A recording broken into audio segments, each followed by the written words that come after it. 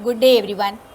Classification of sums based on properties of determinants, part 3. This video brought to you by mastermax.com.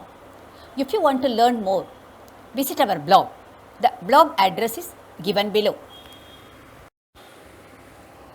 In the previous two videos, you saw classification of sums based on properties of determinants, 4 types. Type 1, type 2 in one video, type 3, type 4 in the next one. Now, we will move on to the type 5. Here, you will multiply the rows by A, B, C and we will take A, B, C common from a column. Sometimes, we will multiply the columns by A, B, C and take them common from a row, either one depending upon the sum. Now, the sum is, show that b squared plus c square ab ac first row, ba c squared plus a square bc second row, ca cb a square plus b square third row, that is equal to 4 a square b square c square. Now, you look at the LHS. Here, none of the previous rules will apply. We cannot add, we cannot take anything common by adding or subtracting the rows or columns.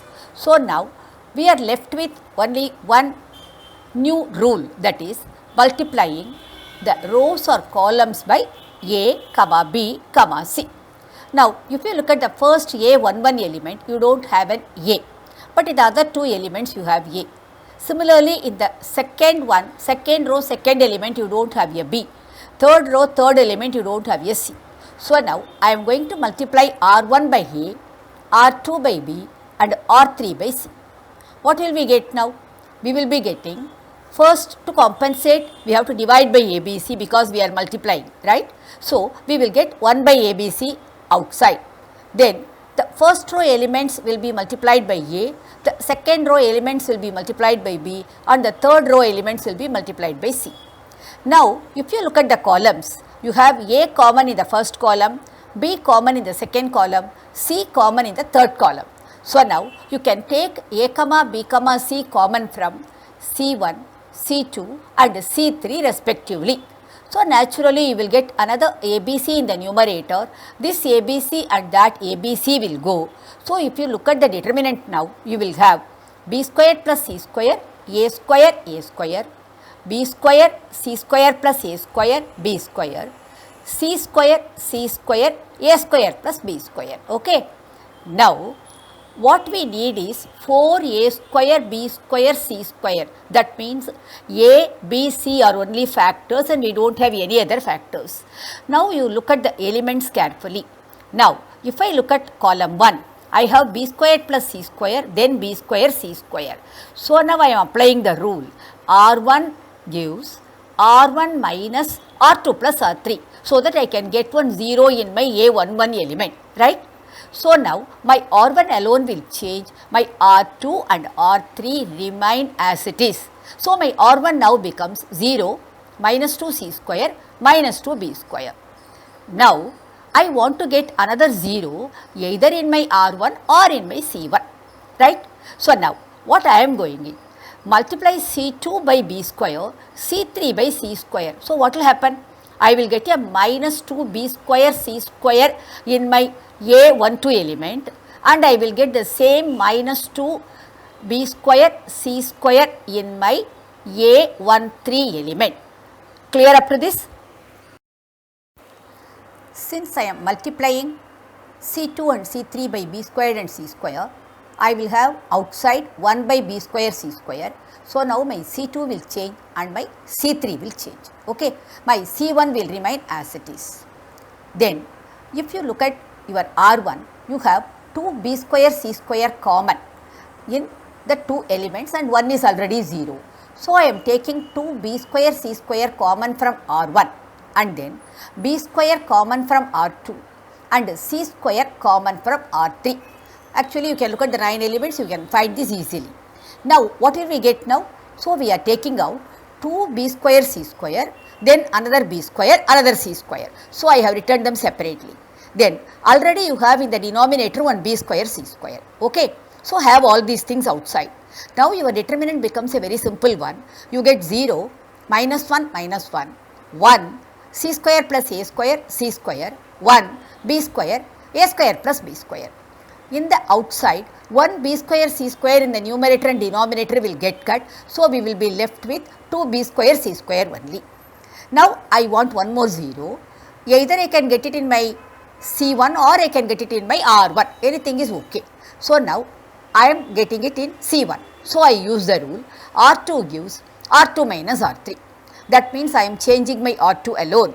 So, I write my R1 as it is, I write my R3 as it is, outside I have 2b square c square, I am changing my R2 using this rule, right. Now, I have 2 zeros in my C1, so I expand the determinant by C1. So, the 2b square c square outside you keep it as it is, so you get minus 1 into c square minus a square minus b square, then minus of minus 1, so I get a plus 1 into c square plus a square minus b square. Just expand, cut the 2c squared, 1 plus 1 minus, similarly 1 plus b squared and 1 minus b square. So, you are left with in the bracket a square plus a square 2a square. Outer you have 2b square c square. So, you get 4a square b square c squared, which is your RHS. Are you clear about this sum and the new method we have adopted? We have finished the 5 types of sums based on properties of determinants and seen examples also. Hope that you are clear with all the 5 types and when to use and how to use. Now, let us move on to a special sum. Here, you need to know some concepts regarding geometric progression and logarithms. Let me read the sum. If a, b, c are all positive and are the pth, qth, orth terms of a GP, then show that log a P 1, log B Q 1, log C or 1 is equal to 0. Now, in any GP, you should know what is the first term and what is the common ratio and then how to find any term. So, now since we have that small a in our sum and that P, Q, R in our sum, I am taking capital A be the first term and capital R be the common ratio. Now, any general term by the formula I take Tp, that is the pth term, is equal to capital A into R power P minus 1, which is equal to our small a.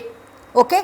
Similarly, the Tq, that will be equal to capital A into R power Q minus 1, that is your B, and Tr is equal to capital A into R power R minus 1, that is equal to C, right.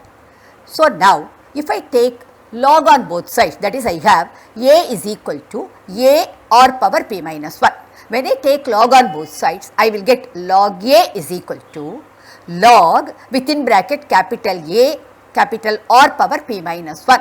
If I use the log rule, log ab is equal to log a plus log b and log a power b is equal to b log a, I will get log a is equal to log capital A plus p minus 1 log R. Similarly, log b is equal to log a plus q minus 1 log R, log c is equal to log a plus r minus 1 log R. Do you understand this? Now, your LHS now will become, I am substituting for log a plus p minus 1 log R, similarly for log b and log c, and the other C2 and C3 remain as it is. Now, my C1 consists of 2 terms. So, I am now splitting the determinant into 2 determinants. This is a property you already know and you have used it. Okay. So, now my first determinant I call delta 1, that is log capital A P1, log A Q1, log A R1. Then my second determinant I call delta 2, that becomes P minus 1 log R P1, Q minus 1 log R Q1, R minus 1 log R R1. So, do you understand how we have split now? Now, if you look at your first determinant, that is delta 1, log A is common in your C1. If you look at your second determinant delta 2, log R is common in your C1, right? Take log A common from C1 in delta 1 and log R common from C1 in delta 2. Now your delta 1 becomes log A outside, you will get 1 P1, 1 Q1, 1 R1. Your C1 is equal to C3, so your delta 1 will become 0. Look at delta 2, log R is outside, you have P minus 1, P1, Q minus 1, Q1, R minus 1, R1. You apply the rule, C2 gives C2 minus C3. So what will happen to C2 now? It will become P minus 1, Q minus 1, R minus 1. Now your C1 will be equal to C2 after you apply that rule. So now your delta 2 also will become 0, because when any two rows or columns are identical or proportional, the determinant value becomes 0. By that property now, we got the LHS is equal to 0, that is equal to your RHS.